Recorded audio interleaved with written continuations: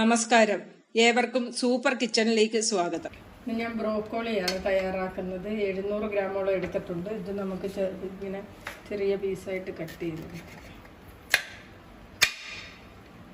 പിന്നെ ചെറിയ പീസാക്കിയതൊക്കെ ഇത് കണ്ട ഇതുപോലെ ആക്കിയെടുക്കാം.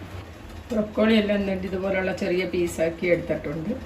ഞാൻ വെള്ളം വെച്ച് തിളയ്ക്കാനായിട്ട് ആ വെള്ളം തിളച്ചിട്ടുണ്ട്. നമുക്കതിലോട്ട് അല്പം ഉപ്പിട്ട് കൊടുക്കാം. എന്നിട്ട് നമ്മൾ ഈ എടുത്ത് വെച്ച ഈ ബ്രോക്കോളി ഇതിലോട്ട് ഇട്ട് കൊടുക്കും. 1 മിനിറ്റ് ഇതൊന്ന് തിളക്കട്ടെ. ഇത് തിളച്ചിട്ടുണ്ട്. നമുക്കിതിന് എടുക്കാം. സ്റ്റവ് ഓഫ് ചെയ്തിട്ട് ഇത് കോരാം.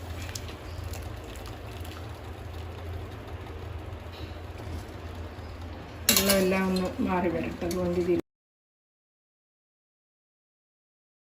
നമുക്ക് തയ്യാറാക്കാൻ തുടങ്ങാം. അതിൽ നമുക്കൊരു 4-5 സ്പൂണോളം ഓയിൽ ഒഴിച്ചു കൊടുക്കാം. 2 പൊട്ടറ്റോ ഇതുപോലെ കട്ട് ചെയ്തെടുത്തതാണ്. ഇത് ഇതിലോട്ടിട്ട്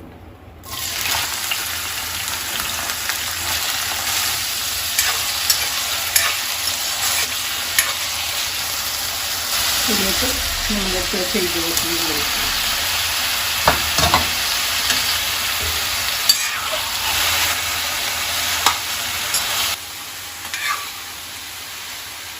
3 മിനിറ്റോളം നമ്മൾ ഇതിലിട്ട് ഇളക്കിയിട്ടുണ്ട്. ഇത് ഒരുപാട് അങ്ങ് ഫ്രൈ ആക്കി എടുക്കേണ്ട ആവശ്യമില്ല.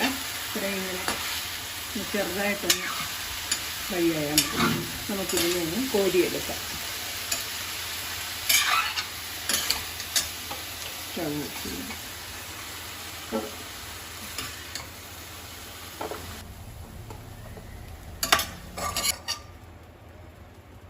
എല്ലാം കോരി എടുത്തിട്ടുണ്ട്. നമുക്ക് ഇതിലോട്ട് തന്നെ അല്പം ഓയിൽ ഒഴിച്ചു കൊടുക്കാം. 4 ടേബിൾ സ്പൂണോളം ഓയിൽ ഒഴിച്ചു. ഭക്ഷണയിലയില്ലേ ഇതിൽ 2 പീസ് പട്ട, 4 പീസ് ഗ്രാമ്പു, 2 ഏലക്ക, ഇത്രയും. ഇതിലോട്ട് 4 സവാള സ്ലൈസ് ചെയ്ത് അരിഞ്ഞ് വെച്ചാണ് ഇതിട്ട്. വലിയ 4 സവാളയായിരുന്നു.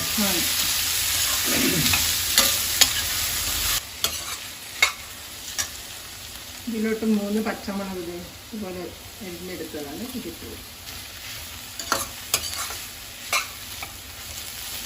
ഇതിലോട്ടൊരു 1/4 ടീസ്പൂൺ കായപ്പൊടിയാണ് ഇത് ഇതിലോട്ട് ഇട്ട് കൊടുക്കാം. തീർച്ചയായിട്ടും ഇച്ചിരി കായപ്പൊടി ഇടണം. നല്ല ടേസ്റ്റാണ് കായപ്പൊടി ഇട്ട് കഴിഞ്ഞാൽ.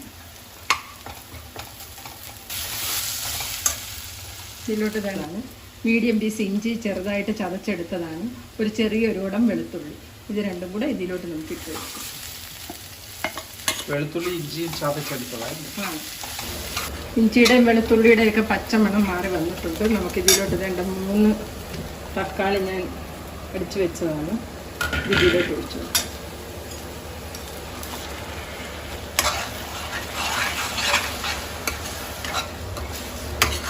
നന്നായിട്ട് ഇതങ്ങ് വഴറ്റണം. തക്കാളിയുടെ പച്ച ചുവയൊക്കെ മാറി വരണം. ഇതിൻ്റെ എണ്ണ തെളിഞ്ഞ് വരണം. അതുവരേക്ക് ഇത് വഴറ്റണം. ഇതിലോട്ട് നമുക്ക് 1 ടീസ്പൂൺ ഉപ്പിട്ട് കൊടുക്കാം. നന്നായിട്ടങ്ങ് വഴറ്റാം. നമ്മളിതൊരു 2 മിനിറ്റോളം വഴറ്റിയിട്ടുണ്ട്. ഇനി ഫ്ലെയിം കുറച്ച് വെച്ചതിന് ശേഷം നമുക്കിതൊന്ന് അടച്ച് വയ്ക്കാം. 1 മിനിറ്റത്തേക്കൊന്ന് അടച്ച് വയ്ക്കാം. 1 മിനിറ്റ് കഴിഞ്ഞിട്ടുണ്ട്. നമുക്കിത് എടുക്കാം. വേണ്ട ഓയിലൊക്കെ തെളിഞ്ഞ് വരാൻ തുടങ്ങിയിട്ടുണ്ട്. നമുക്കിതിലോട്ട് മസാലയൊക്കെ ഇട്ട് കൊടുക്കാം. ഫ്ലെയിം കുറച്ച് വെച്ചിട്ടാണ് ഞാൻ മസാലയൊക്കെ ഇടുന്നത്. ഇതിലോട്ട് 2 ടീസ്പൂൺ മുളക് പൊടി ഇട്ടിട്ടുണ്ട്.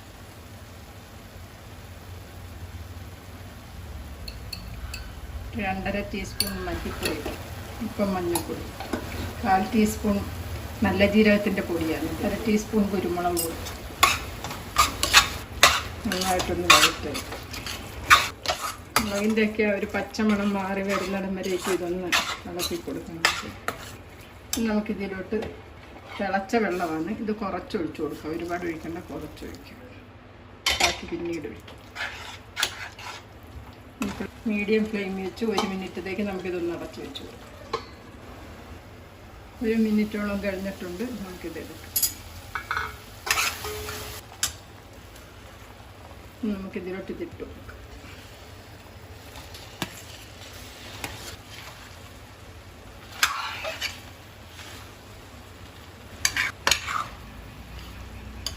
ഇത് നന്നായിട്ട് മിക്സായിട്ട് വന്നിട്ടുണ്ട്. നമുക്ക് ഇതിലോട്ട് ഇനി വെള്ളം ഒഴിച്ചു കൊടുക്കാം. ചൂടുവെള്ളമല്ലേ? ചൂടുവെള്ളമാണ് ഒഴിക്കുന്നത്.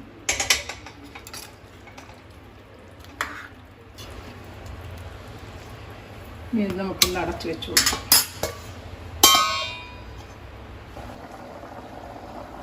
നന്നായിട്ട് തിളച്ചൊക്കെ ഇതിലോട്ട് വേണ്ട 1/2 ടീസ്പൂൺ ഗരം മസാല പൊടി ഇട്ടു. ഒന്നും കൂടെ ഒന്ന് വറ്റി വരട്ടെ. ഞാൻ മീഡിയം ഫ്ലെയിമിലാണ് വെച്ചിരിക്കുന്നത്. തുറന്ന് നോക്കാം. വേണ്ട, നമ്മുടെ ബ്രോക്കോളി മസാല കറി അടിപൊളിയായിട്ടുണ്ട്. കണ്ടോ? അടിപൊളി ടേസ്റ്റ്. ഇതുപോലെ ഒന്ന് തയ്യാറാക്കി നോക്കാം. നല്ല ടേസ്റ്റായി ഈ മസാല കറി ബ്രോക്കോളിയുടെ. ഇത് ചോറ് കഴിക്കാനും ചപ്പാത്തിക്കും ഒക്കെ അടിപൊളിയാണ്.